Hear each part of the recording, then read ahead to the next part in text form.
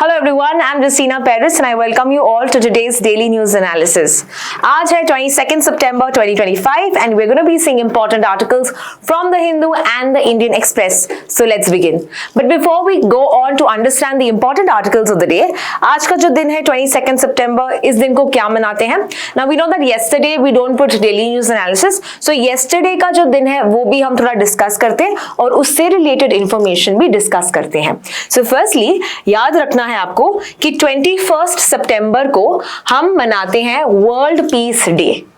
Okay, so it is also called as the international day of peace. और इस साल का जो थीम है यानी 2025 का थीम है act now for a peaceful world. Now why are we celebrating this day? Why are we observing the World Peace Day?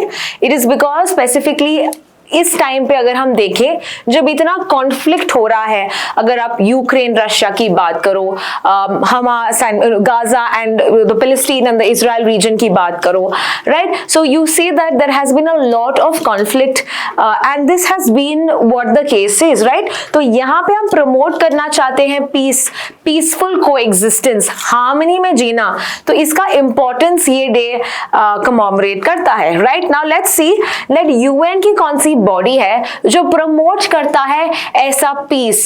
So that is done by UN peace keeping forces. ठीक है, तो जल्दी से इसके बारे में important facts जान लेते हैं. So what is the UN peace keeping force?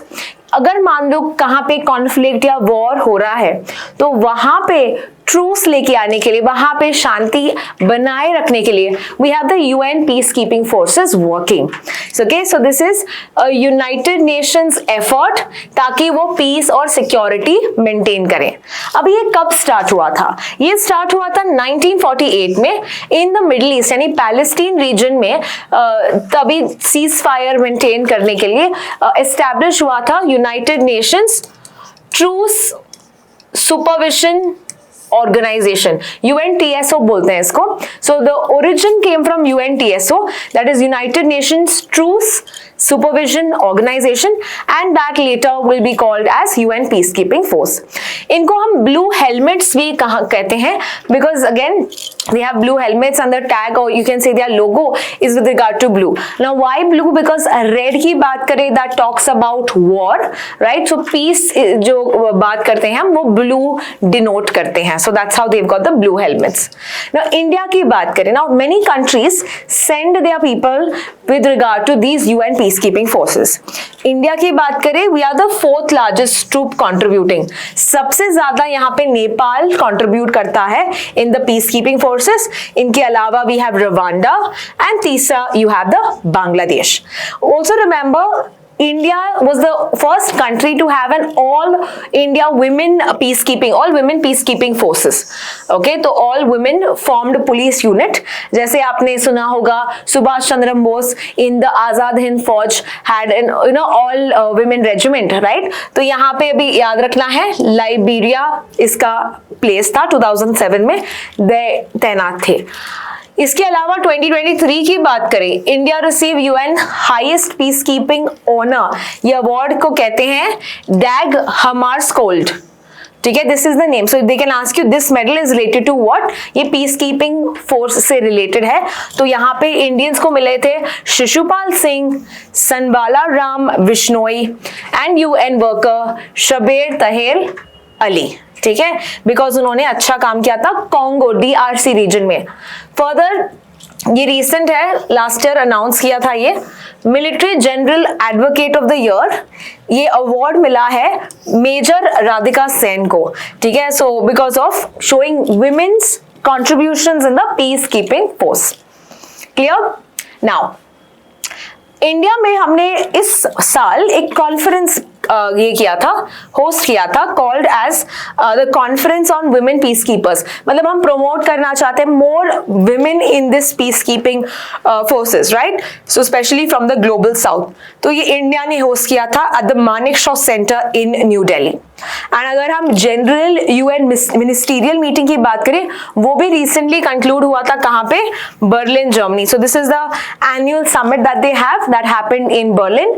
वेराज for women peace keeping ये मुंबई में या ये दिल्ली में हुआ था. ठीक है, let us proceed to the next article.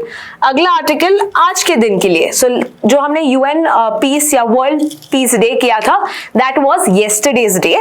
Today's date, that is 22nd September, we celebrate World Rhino Day. Okay, so 22nd September. So you can remember after World Tiger Day, Lion Day, Cheetah Day, अभी Rhino Day भी याद रखते हैं 22nd September. तो हमने 2011 में start किया था with the contribution of South Africa and Wildlife Institute. Okay, now let's quickly see कि इसका पर्पस क्या है कि हमको कंजर्व करना चाहते हैं इन राइनोसरस को. So there are different varieties, okay, of rhinos. So you have the great one-horned rhino, black rhino, white rhino, Javan and Sumatra. So this is mainly Indonesia se related. So we've got different forms or species of rhinos. So here हम देखते हैं कि India में जो largest population of rhinos ये कहाँ पे पाया जाता है? That is found in Kaziranga National Park, which is in Assam. Clear? So one-horned rhinos is ये जो वन हॉर्न राइनोस आपको दिख रहा है वो इंडिया और नेपाल में you find them, and India में भी Assam has the largest number of them. Further इनका थ्रेट क्या है? They are taken for their horns. Okay, illegal trade होता है, एनिमल कॉन्फ्लिक्ट होता है, human animal conflict, poaching, trading, so all of this does happen. Now even last year का एक report था United Nations Office of Drugs and Crime. इस report में कहा था कि rhinos are the most trafficked species mainly for their horns. तो animals की बात करें तो राइनोस का बहुत ज्यादा ट्रेड होता है. Now to prevent this trade, एक कंट्री है जहां पे राइनोस की पॉपुलेशन बहुत ज्यादा है, दैट इज साउथ अफ्रीका. तो साउथ अफ्रीका ने रिसेंटली, हमने इवन डेली न्यूज एनालिसिस में देखा था, that they have started a project called as the Rhisotope project. तो ये क्या करते हैं राइसोटोप प्रोजेक्ट में? ये इंजेक्ट करते हैं एक radioactive material, right. So इससे क्या होगा, कुछ डिटेक्टर्स होंगे and they will understand if it was smuggled और if it was not smuggled. ठीक है, so this was a project, Rhisotope project is which countries project they can ask you. तो याद रखना है हमको साउथ अफ्रीका का ही प्रोजेक्ट है. Let's now proceed to the next article. Okay, before we go on to the next article, मैंने IUCN स्टेटस नहीं कवर किया है, तो याद रखना the greater one horn rhinos, इनका जो टैग, इनका जो IUCN स्टेटस है वो वल्नरेबल है. As I said, it is in India and Nepal that you have these particular rhinos. Black rhino, white rhino, Javan rhino, Sumatran rhino, ये आप देख सकते हैं कि कहाँ पे you find them. Okay, so this is what you can see. India का है जो है vulnerable है. Proceeding to our article today. So let us see what are the changes made by the 56th GST Council. Firstly, the two rate slab. So अगर हम देखते हैं, पहले GST जब आया था, there were 4 slabs. Which are the 4 slabs?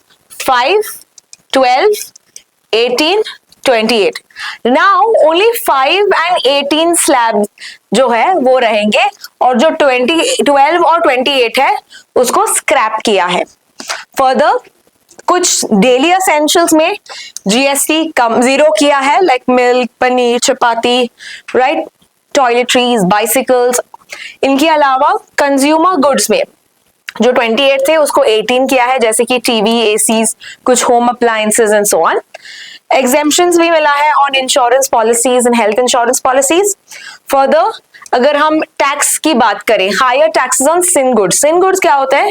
That is causing harm to environment और to the humans. अगर हम टोबैको प्रोडक्ट्स की बात करें, राइट, सो यहाँ पे tobacco, luxury cars, okay, aerated drinks, so that is all coming under 40% tax slab. तो यहाँ पे एकदम जो सिन गुड्स हैं, लग्जूरियस गुड्स हैं, इन पे काफी ज्यादा टैक्स लगाए हैं, यानी कि 40%.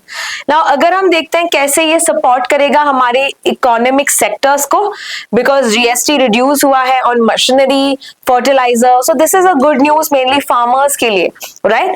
फर्दर अगर हम देखें, correction on inverted duty structure on manmade fibre या मैनमेड यार्न की बात करें, यहाँ पे there is lesser. Okay, then उसके बाद हम देखें देखते हैं institutional reforms, GST tribunal, appellate tribunal, यहाँ पे उसको बोला है कि फास्टर रेजोल्यूशन करे with regard to the disputes related to GST.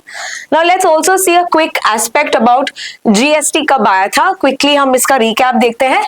तो गुड्स एंड सर्विसेज टैक्स की बात करें, गुड्स एंड सर्विसेज टैक्स, ठीक है, ये आया था 101 constitution amendment act in 2016, so 101st amendment है ये।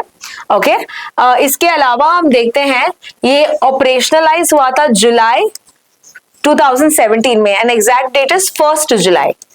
इसको जीएसटी डे भी कहा जाता है, 1 जुलाई को, ठीक है। नाउ जीएसटी जो है ये एक इनडायरेक्ट टैक्स है, यानी ये अलग अलग चीजों में लगता है। Okay, this kind of tax. Now यहाँ पे जल्दी से हम देखते हैं कि कौन डिसाइड करता है कि कौन से प्रोडक्ट में कितना जीएसटी होना चाहिए, कितना टैक्स होना चाहिए। That is done by the GST council. ये कॉन्स्टिट्यूशनल बॉडी है जो बनी थी अंडर आर्टिकल 279A, ठीक है। So this was form because again of the same amendment 101। यहाँ पे जो फाइनेंस मिनिस्टर है यानी कि Nirmala Sitharaman, she is the chairperson, और ये बनाता कौन है ये बॉडी को, ये प्रेसिडेंट कॉन्स्टिट्यूट करता है।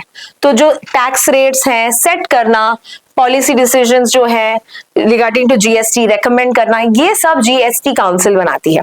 नाउ आल्सो रिमेंबर, अगर हम गुड्स एंड सर्विसेज टैक्स की बात करें, कौन लॉज बना सकता है, ये सेंटर बना सकती है, as is evident from this. So this is given under 246A of the constitution कि यहाँ पे centre will have the power to make laws on GST यानी कि goods and service taxes. Alright, इसके अलावा हम देखते हैं द काउंसिल जो है ये मेजॉरिटी वोट के हिसाब से हुआ जाता है, and the majority vote that we see यहाँ पे 3/4 जो है, okay, is where the majority is cast. Centre के पास यहाँ पे 1/3 होगा, स्टेट्स के पास होगा यहाँ पे 2/3. So that is how the decision is made, okay, by the 3/4 majority. ठीक है, let us now proceed to the next article. अगला आर्टिकल है सवालकोट डैम से रिलेटेड। Now if you see Sawalkot dam किस रिवर पे है, it is on the Chenab river. Now Chenab river पे हमने एक और पहले डैम भी देखा था, या जो हाइड्रो इलेक्ट्रिक प्रोजेक्ट देखा था, द रटले प्रोजेक्ट, ठीक है। तो रटले वाला चेनाब पे है भी है। अपार्ट फ्रॉम दैट हमने किशन गंगा देखा था। Can you tell me Kishanganga जो है ये कौन से रिवर पे है, ये आपको कमेंट सेक्शन में बताना है। Kishan Ganga is on which river. Now ये चेनाब रिवर कौन से ट्रिब्यूटरी, किस रिवर का ट्रिब्यूटरी है, it is the Indus river का ट्रिब्यूटरी जो जम्मू कश्मीर में है। नाउ ये जो प्रोजेक्ट है सवालकोट, दिस इज अबाउट 1865 मेगावाट का project, one of the largest western river पे प्रोजेक्ट हम देखेंगे। और इसके इनिशिएशंस हुए थे 1984 में, बट अभी भी यह डैम नहीं बना है, राइट, बिकॉज यहाँ पे डिले हो चुका है, बहुत ज्यादा डिले। किसके कारण, एक तो है सेंटर स्टेट डिस्प्यूट्स के कारण, और अभी जो इंदस वाटर ट्रीटी के रिस्ट्रिक्शंस हैं, अभी हमने बोला भी हम उसको फॉलो नहीं करेंगे, तो यहाँ पे हम देखते हैं बहुत यहाँ पे स्ट्रेच हुआ है। सो अगर आप देखो इंदस वाटर ट्रीटी क्या है, जल्दी से एक बार रिवाइज करते हैं। जो वेस्ट फ्लोइंग रिवर्स हैं चेनाब, इंदस एंड झेलम, ये पाकिस्तान के कंट्रोल में होंगे, और जो ईस्टर्न रिवर्स हैं that is Ravi, Beas and Sutlej, ये होगा इंडिया के कंट्रोल में, ओके। बट ये जो पाकिस्तान का कंट्रोल पे जो चेनाब, इंदस, झेलम है, ये इंडिया नॉन कंजम्पटिव पर्पस के लिए यूज कर सकती है, यानी कि run of the river projects, मतलब हम उनको डायरेक्टली यूज नहीं करेंगे, बट जो फ्लो, रिवर के फ्लो का हम इस्तेमाल कर सकते हैं। तो 20% हम इसका इस्तेमाल कर सकते हैं according to the Indus water treaty जो आया था 1960 में between the heads of India and Pakistan, जो थे जवाहरलाल नेहरू एंड अयूब खान फ्रॉम पाकिस्तान। ठीक है। नाउ अभी हमने बोला है कि हम अबेयंस यानी कि हम उसको फॉलो नहीं करेंगे, तो अभी इंडिया चाहती है कि जो सवालकोट जो डैम है इसको हम प्रायोरिटाइज करें, बिकॉज हम इसको फॉलो नहीं कर रहे ना। तो पहले क्या था, इंडस वाटर ट्रीटी रिस्ट्रिक्शंस और सबके वजह से we were not able to complete the dam, because Pakistan कहता था कि तुम ये 20% से ज्यादा इस्तेमाल कर रहे हो, तुम कंजम्पशन यूज कर रहे हो, तो ऑल ऑफ दैट करके ये फ्लो नहीं हुआ था। बट नाउ बिकॉज हम इसको फॉलो ही नहीं कर रहे, so now we are able to now get that thing running. So यहाँ पे जो अप्रेजल कमिटी है with regard to the environment, ministry of environment, ये अभी ट्राई कर रही है कि जल्द से जल्द यहाँ पे प्रोजेक्ट बने। Now if we have to discuss about the existing projects जो चेनाब रिवर पे है, तो ये भी पूछा जा सकता है, याद रखना ये सब चेनाब रिवर पे है, तो please note it down. Which are they? Dulhasti, Baglihar and Salal, ये 3 प्रोजेक्ट्स जो हैं, इनके एग्जिस्टिंग प्रोजेक्ट्स, इनका मेगावाट भी दे दिया है, so you can just have a read through, but remember this is on the river Chenab. तो ये था with regard to the Sawalkot dam, and let's proceed to the next article. अगला आर्टिकल जो हम देखते हैं, it is with regard to moon mission. Okay, so now what is happening, let's have a first context देखते हैं, then I will tell you about this. So, what is happening is SpaceX जो Elon Musk की company है, ये cooperate कर रहा है, partnership कर रहा है नासा के साथ, जो है यूएस की स्पेस एजेंसी। और किस प्रोजेक्ट के लिए पार्टनरशिप कर रहे हैं? आर्टेमिस 3। तो कल हमने ये किया था, जीके मैराथन किया था, उसमें मैंने ऑलरेडी आर्टेमिस के बारे में बताया था।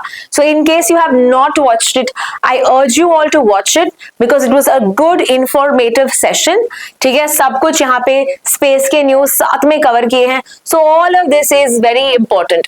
ना आर्टेमिस जो है, इसके 4 पार्ट्स हैं, आर्टेमिस 1, 2, 3 एंड 4।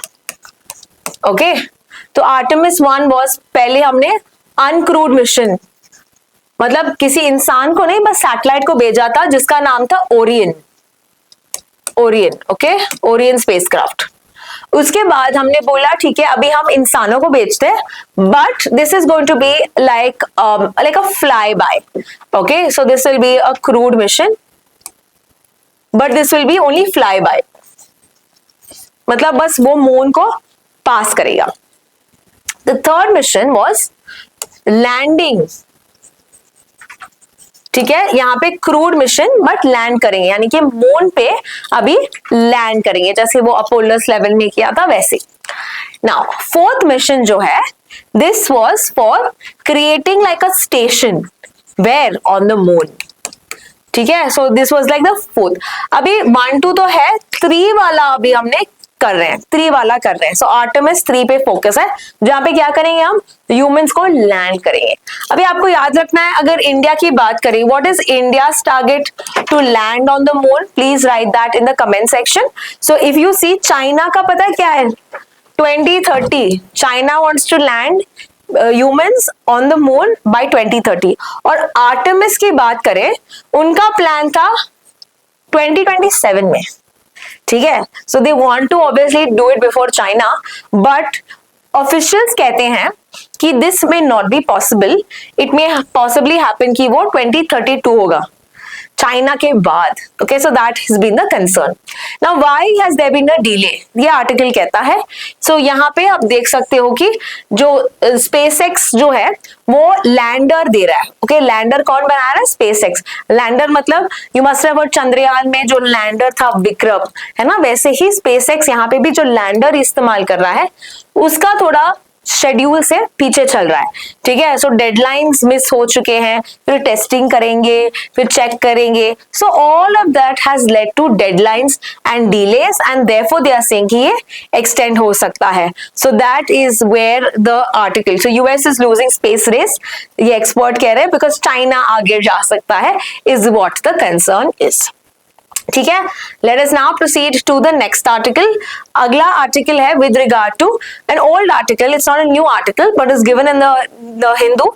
हमने किया भी था, अगेन ये डिस्कस किया है हमने कल के डिस्कशन में, जीके मैराथन में, क्योंकि ये यहाँ पे कॉन्टेक्स्ट भी देखो तो ये लिखा है कि सुप्रीम कोर्ट अभी सुनवाई कर रहा है प्रेसिडेंशियल रेफरेंस के बारे में, मेड इन May 2025, अभी भी ये चल रहा है, right? So that is what the article says. And ये प्रेसिडेंशियल रेफरेंस क्या है, ये सब अभी हम थोड़ा रिवाइज करेंगे, ठीक है? So presidential reference, okay, presidential reference ये आता है आर्टिकल 143 में, और इस आर्टिकल 143 में प्रेसिडेंट ऑफ इंडिया जो है ये रेफरेंस दे सकता है, क्वेश्चंस पूछ सकता है, किसको?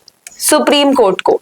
And when I am saying supreme court को, ये 5 जज बेंच होती है, ठीक है? Now supreme court has the option to either listen to it or to give the advice or not give the advice. Now there is one thing जब mandatory होता है advice देना, जब कोई constitutional या pre constitution treaties के बारे में पूछा जाता है then उसको advice देना पड़ेगा, ठीक है? But अगर general question of law और fact में पूछा गया then वो मना कर सकता है, ठीक है? Now मान लो कि सुप्रीम कोर्ट वापस से प्रेसिडेंट को एडवाइस देता है, क्या वो बाइंडिंग है प्रेसिडेंट पे? The answer is no, it is not binding on the president. Is that fine? Now अभी जो प्रेसिडेंशियल रेफरेंस की हम बात कर रहे हैं, क्या पूछा है प्रेसिडेंट ने सुप्रीम कोर्ट को, अभी जो अभी सुप्रीम कोर्ट सुन रहा है, what is it that the supreme court has asked, president has asked? So उसके लिए भी हम देखते हैं कि तमिलनाडु के केस के बारे में। तो तमिलनाडु ने 2023 में अबाउट 13 बिल्स पास की थी, ठीक है? तो अगर मान लो कि तुम्हारी जो स्टेट लेजिस्लेटिव असेंबली है, they need to give what, they need to give the bills to the governor, और गवर्नर जो है इस केस में TN रवि, इनको असेंट देना पड़ेगा। असेंट देने के बाद ही ये जो बिल्स है ये एक्ट बन जाएगी, ये बिल जो है ये बनेगी एक्ट। तब तक ये एक्ट नहीं बन सकती, they will not have the force of a law until and unless governor assent नहीं देता है तो। So what would happen to these 13 bills जहां पे स्टेट लेजिस्लेटिव असेंबली ने पास किया था, गवर्नर ने कोई एक्शन नहीं लिया था, कोई एक्शन नहीं लिया था। Now can the governor do that? Okay, so according to the constitution जो हम देखते हैं आर्टिकल 200 में बताया है, आर्टिकल 200 ऑफ द कॉन्स्टिट्यूशन में क्या लिखा है कि गवर्नर जो है इधर असेंट दे सकता है, विदहोल्ड कर सकता है। विदहोल्ड का मतलब क्या है? यहाँ पे he cannot reject the bill but he can return it for reconsideration, ठीक है? he can return it for reconsideration, या वो रिजर्व कर सकता है फॉर द प्रेसिडेंट, प्रेसिडेंट को दे सकता है कि ये मैं डिस्कस नहीं कर सकता, मैं असेंट नहीं दे सकता, नो प्रेसिडेंट यहाँ पे कुछ ये करेंगे या बिल पास करेंगे। So there are 3 things, assent दे दो, असेंट ना दे कि तुम बिल को वापस दे दो, या तुम प्रेसिडेंट को रिजर्व कर दो। बट गवर्नर TN रवि ने क्या किया? उन्होंने चौथा स्टेप लगाया वहां पे, उन्होंने यहाँ पे पॉकेट वीटो किया। Now remember, pocket veto is not available to the governor but it is available to the president. मतलब तुम इन एक्शन नहीं कर सकते, तुमको हाँ या ना तभी के तभी करना पड़ेगा, तुम ऐसे साइड में नहीं रख सकते, जेब में नहीं रख सकते। That is pocket veto, that is only done by the president, ठीक है? सो मान लो कि गवर्नर जो है ideally should work on the ministerial advice, जो काउंसिल ऑफ मिनिस्टर्स जो गवर्नर को कहते हैं वो उसको फॉलो करना पड़ेगा, as was given in the Shamsher Singh case of 1974। Why? Because governor को लोगों ने वोट नहीं किया, इलेक्ट नहीं किया, whereas ये जो मिनिस्टर्स हैं they are elected by the people themselves, right? So that is why उन्होंने बोला एडवाइस पे काम करना पड़ेगा ना। कॉन्स्टिट्यूशन में क्या टाइम लिमिट लिखा है कि तुमको 1 महीने, 3 महीने, 6 महीने तब तक एडवाइस देना पड़ेगा? कॉन्स्टिट्यूशन में कुछ नहीं लिखा है, there is no time limit that is mentioned in the constitution, but just लिखा है कि सून एज पॉसिबल करना है, राइट? तो इसीलिए यहाँ पे सुप्रीम कोर्ट ने स्टेप इन किया और सुप्रीम कोर्ट ने कहा कि ठीक है, तो मैक्सिमम से मैक्सिमम 3 मंथ्स तक एक्शन कर सकते हो। इसके अलावा अगर तुमने एक्शन नहीं दिया, यानी गवर्नर ने कुछ नहीं किया, we will deem it to be passed. मतलब what is the maximum time limit that is given to a governor for acting on the bill? The answer is 3 months.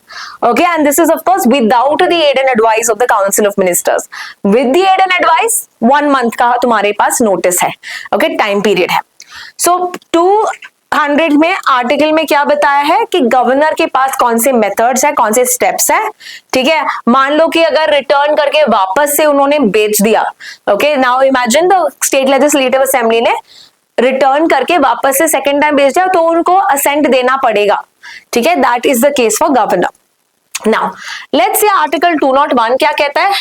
ये जो रिजर्व्ड बिल्स होते हैं ये प्रेसिडेंट के बारे में बताता है। सो द बिल यहाँ पे remember the no timeline is given again in president deciding on reservation of bills, but यहाँ पे भी सुप्रीम कोर्ट ने टाइमलाइन दिया है, ठीक है। So if you talk about the commission recommendations, बहुत सारे कमीशंस आए हैं that have given various recommendations. So quickly let us see what are these recommendations. पहला है द सरकारिया कमीशन और दूसरा है द पंची कमीशन। जो सरकारिया कमीशन है इन्होंने बोला है कि तुम सभी बिल्स प्रेसिडेंट को नहीं दे सकते। कुछ ही बिल्स रेयर केसेस में अगर आपको लगता है कि ये अनकॉन्स्टिट्यूशनल है ये एक्ट, तो ही आप प्रेसिडेंट को पास करो, और प्रेसिडेंट भी 6 महीने के अंदर काम मतलब डिसाइड करके वापस देना चाहिए, ऐसा नहीं कि वो रखे। दूसरा वाला था पंची कमीशन। इसमें बोला जाता है कि गवर्नर जो है ये 6 महीने के लिए तक डिसाइड कर सकता है, but supreme court has gone 1 step ahead और ये 6 महीने का बनाया उन्होंने 3 months. So that is the case. Now remember these are just recommendations. ये compulsory नहीं है follow करना, but ये commissions ने बताया। So this is related to governor functions and all. You have to remember Sarkaria commission and Punchhi commission के नाम। ये गवर्नर के recommendations, गवर्नर की वर्किंग्स पे बहुत इन्होंने यहाँ पे स्टेप्स बताए हैं, recommendations बताए हैं। फर्दर कोर्ट में क्या आर्ग्यूमेंट्स हो रहे हैं, सेंटर का क्या कहना है। सेंटर कहता है कि कॉन्स्टिट्यूशन में ऐसे कोई टाइमलाइन नहीं रखा है, राइट। ये गवर्नर का एक डिस्क्रिशन होना चाहिए जो फाइनल होना चाहिए, राइट। यहाँ पे फर्दर सुप्रीम कोर्ट ऐसे टाइमलाइंस नहीं दे सकती, वो सिर्फ पार्लियामेंट का काम है लॉ बनाना, टाइमलाइंस देना, कॉन्स्टिट्यूशन को अमेंड करना। तो ये सेंटर का कहना है। Whereas स्टेट का कहती है, स्टेट्स कहती है कि ये जो डिले कर रहे हैं ये हमारे पावर को अफेक्ट कर रहे हैं। स्टेट में लोगों ने हमको पावर में चुना है, right, so we should work for them. But ये जो गवर्नर जो है ये पावर को मिसयूज करते हैं, ये पॉलिटिकल मिसयूज करते हैं। ऐसा कोई डिस्क्रिशन जो है ये जेन्युइन नहीं है, बस कुछ भी करते हैं, ठीक है। ये हमारे पावर को कम करना चाहते हैं इसीलिए ये कर रहे हैं, ऐसे स्टेट्स का कहना है। तो अभी क्या चल रहा है, अभी ये जो रेफरेंस प्रेसिडेंट ने मांगा है, दिया है सुप्रीम कोर्ट को, इस पे अभी सुनवाई चल रही है। जब हम देखेंगे what does the supreme court से, that we will see in the coming times. Proceeding to the next article. अगला आर्टिकल है with regard to the Palestinian state. ये रिकॉग्नाइज किया गया है by the UK, by Australia and by Canada.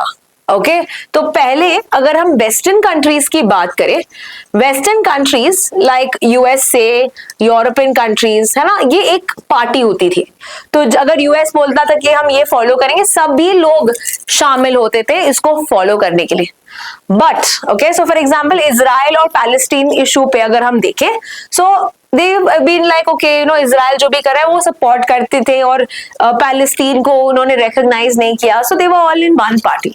But now we are seeing a shift in the Western foreign policy. तो अभी क्या कर रहे हैं, वो यूएस कह रहा है कि इजराइल को फिर भी हम सपोर्ट करें, इजराइल उसका अच्छा दोस्त है, एलाई है।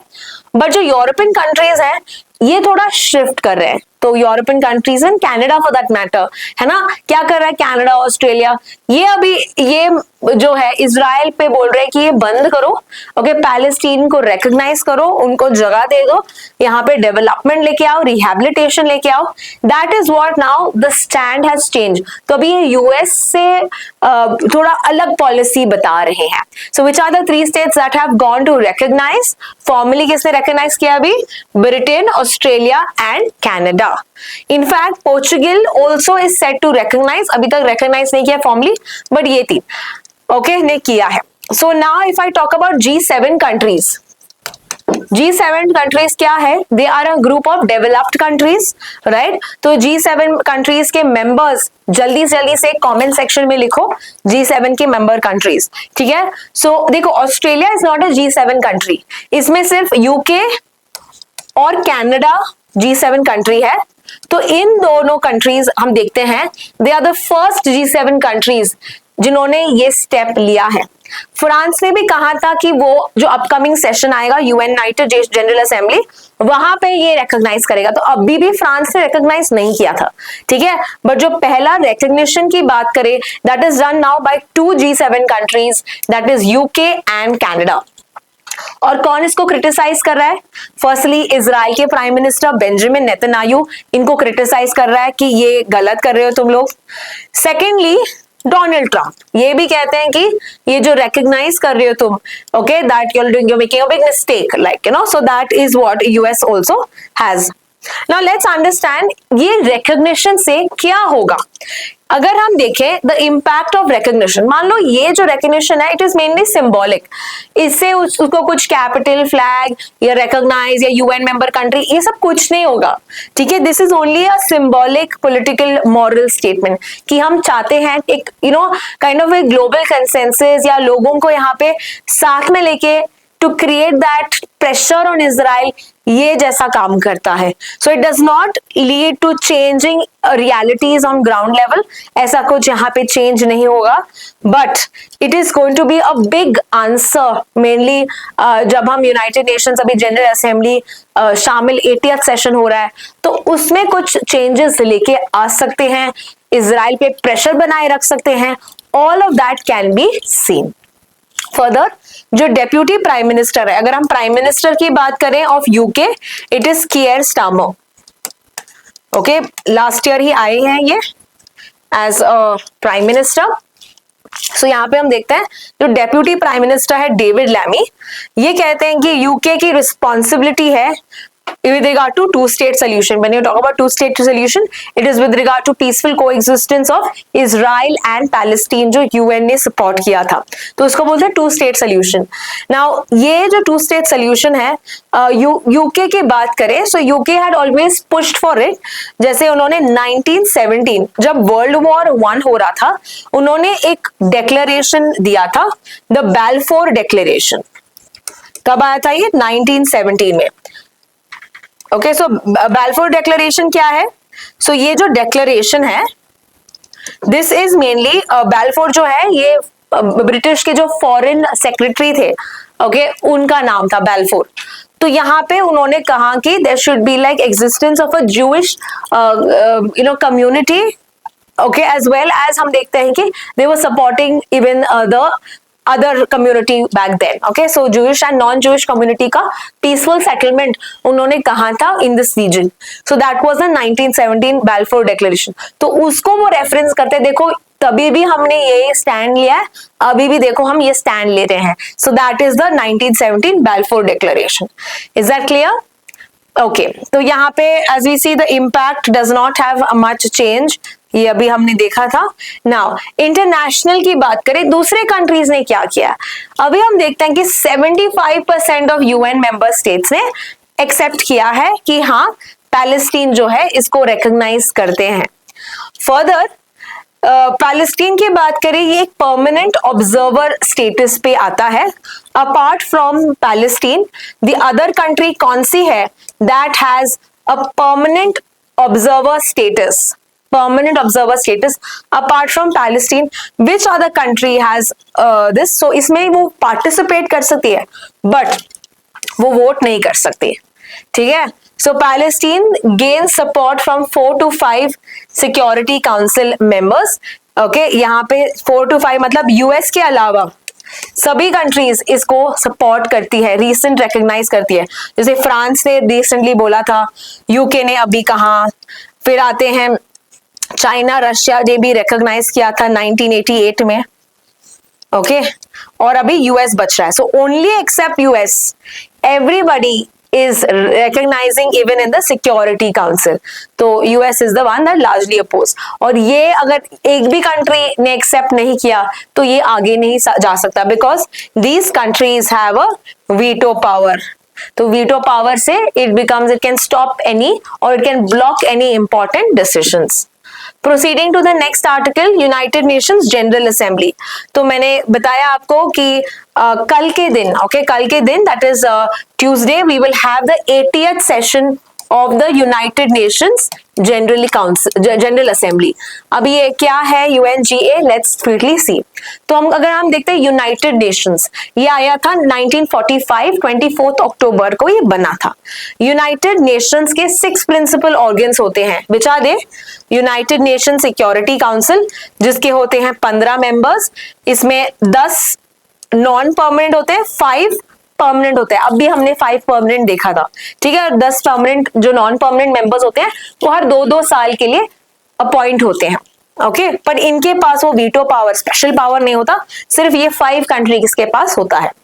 The second body that you have is the United Nations General Assembly, okay. Now General Assembly का काम है, कंट्रीज आपस में डिस्कस करते हैं about core matters, core issues, ठीक है। तो यहाँ पे वोटिंग हो सकती है, and we have the many world countries, world members, 193 members हैं इसमें, ठीक है। तो सभी इसमें शामिल होते हैं। सो इसका स्ट्रेंथ क्या है? 193। उसके बाद होता है इकोसॉक, जो इकोनॉमिक एंड सोशल काउंसिल है, mainly to discuss matters with regard to economic and social aspects और डेवलपमेंट भी लाने के लिए। The next aspect that we have is trusteeship council. Trusteeship council is more or less outdated now, because ये जो group है ये help करता है those countries को that are not that are really currently decolonized, तो उनको गवर्नमेंट सेटअप करने के लिए मदद करता है ट्रस्टीशिप काउंसिल। सो अभी सिंस सभी डीकॉलोनाइज हो चुके हैं, लास्ट इसका काम 1994 में खत्म हुआ पलाऊ आइलैंड में। Next one we have UN secretariat. UN secretariat की बात करें, ये काम करता है डे टू डे एक्टिविटीज के लिए सेक्रेटेरिएट काम करता है, ठीक है। एंड फाइनली जो 6 वाला है जो है ICJ, that is International Court of Justice, जो डिस्प्यूट सेटल करने अमंग द मेंबर कंट्रीज ये काम करता है। So if you are a member of the UN, you automatically come under the ICJ, okay. ना याद रखना ये जो 5 है इनका हेडक्वार्टर्स कहाँ पे है?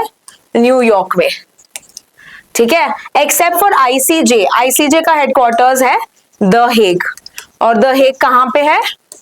नेदरलैंड्स, ठीक है। Now who speaks at the UNGA, जल्दी से देखते हैं। UNGA में तुम एड्रेस कर सकते हो। सो नाउ UNGA में ऑलवेज याद रखना ब्राजील हमेशा पहले बात करता है। Now you may wonder why Brazil is saying it's a tradition. तो Brazil stepped up to speak first in the early years, जब ये बॉडी बना था, तो अभी always we see that Brazil talks first, and because ये New York में होता है यानी US में हो रहा है, so by that second मौका मिलता है US को बात करना। यूजुअली 5 मिनट का होता है, बट ज्यादा भी हो चुके हैं, okay. So there have been cases where this has gone more than 1 hour also. जैसे कि एक लिबियन लीडर था गद्दाफी, उसने 1.5 hour बात किया। देन एक क्यूबन लीडर था 1960 में, Fidel Castro, so he spoke for 4.5 hours। तो बात करते हैं, एड्रेस ज्यादा करते हैं, ठीक है। Then 2 non-member observer states also have the part to speak, but they can't vote. वो कौन से हैं? Palestine and the Vatican. Vatican को हम होली सी भी कहते हैं, Vatican City, okay. So they have the non observer. Now EU also जो है, ओके, यूरोपियन यूनियन की बात करें, okay, this is observer member, they also can speak as a part of this. So as a council, as a union also they can have a word. बाकी के speech first come first basis पे होते हैं, जिसको जल्दी में आके बात करते हैं उनका अलाउ किया जाता है। इस बार का थीम है better together 80 years and more for piece, development and human rights. Very very important, ठीक है। 80 years उसके पूरे हुए हैं, सो that is why this can be important. Now what are the main things that are we going to be discussed in this? तो हम देखते हैं कि गाजा के बारे में अगर हम देखें, पैलेस्टीन के जो प्रेसिडेंट है इनका नाम क्या है? महमूद अब्बास। महमूद अब्बास, ओके, ये अटेंड नहीं करेंगे, ठीक है। US बोलता है कि हम इनको वीजा नहीं देंगे because of course good relations with Israel. So all of that is happening for the Ukraine. Ukraine के प्रेसिडेंट जो है व्लादिमीर ज़ेलेंस्की, ये भी चाहते हैं कि यूक्रेन को सपोर्ट दिए, एंड करे वॉर। सीरिया की बात करें, इसके बारे में यहाँ पे भी सिविल वॉर जो चल रहा था आउस्ट की कर दिया। सो अगेन यहाँ पे सीरियन प्रेसिडेंट जो है अहमद अल शारा, ये पार्टिसिपेट करेंगे। सूडान में वॉर की बात करें, ओके, सो वहां पे भी they will be talking about all of this. So these country wise issues will be taken up in the United Nations General Assembly. Now last aspect is एक नए सेक्रेटरी जनरल भी mostly voting भी करेंगे। जैसे पहले थे Antonio Guterres, तो इनके टर्म अभी खत्म होने वाला है, so probably there will be a voting of a new UN secretary council. A question to you, UNGA के प्रेसिडेंट कौन है? फीमेल है? जल्दी से बताओ मुझे यूएनजीए के प्रेसिडेंट का नाम कमेंट सेक्शन में ऐड करना। Proceeding to the next article, अगला आर्टिकल है कि एक एक्सरसाइज होने वाला है। ओके, कहां पे ये exercise? That is the name of this exercise is called as Eastern Sentry. Okay, इसको एक्सरसाइज ईस्टर्न सेंट्री मिशन कहा जाता है, और ये किस ऑर्गेनाइजेशन का है? ये है नाटो का। ठीक है, सो यहाँ पे ब्रिटिश का एक फाइटर जेट होने वाला है। It's the first NATO air defence होने वाला है ओवर पोलैंड। अब ये एक रिटेलिएशन है एक्चुअली, बिकॉज रशिया का भी एक जेट पोलैंड के ऊपर से चला, तो इसीलिए ये रिटेलिएट करके वैसे ही नाटो ये चलाने वाली है। तो इसके बारे में जल्दी से नाटो के बारे में जान लेते हैं। नाटो का फुल फॉर्म है नॉर्थ अटलांटिक ट्रीटी ऑर्गेनाइजेशन।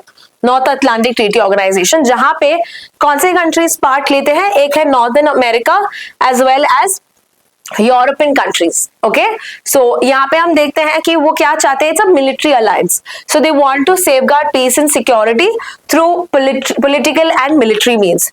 यहाँ पे ये एक 1949 में आया था by signing of the Washington Treaty, और यहाँ पे एक क्लॉज है आर्टिकल 5।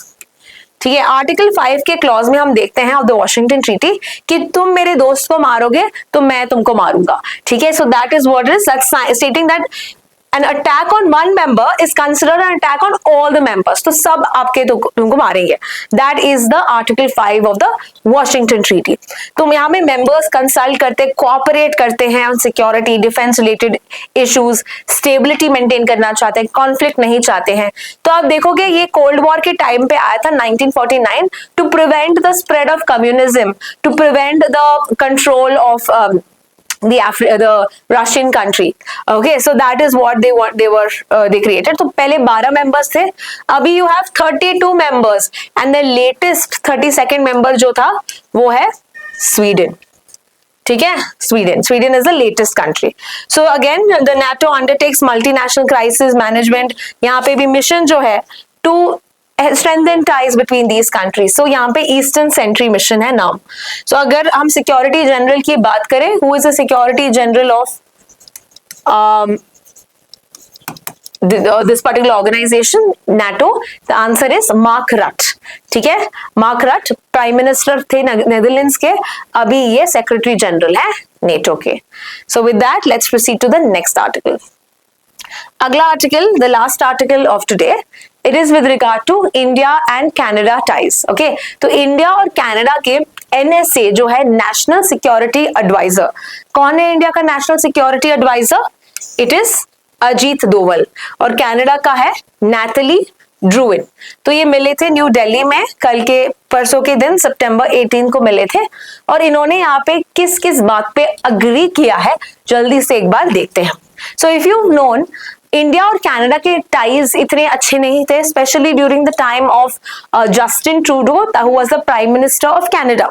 लेकिन अभी ये जो प्राइम मिनिस्टर का नाम क्या है? Mark Carney, right? तो मार्क कार्नी जब अभी प्राइम मिनिस्टर बने हैं recently, he has been of course very open about India ties. Okay, he's wanting to strengthen these ties, and इसीलिए उन्होंने recently जो 51st मीटिंग हुआ था in Canada, 57 meeting of G7, इसमें उन्होंने इंडिया को भी इनवाइट किया था। So it happened in Alberta, cannons.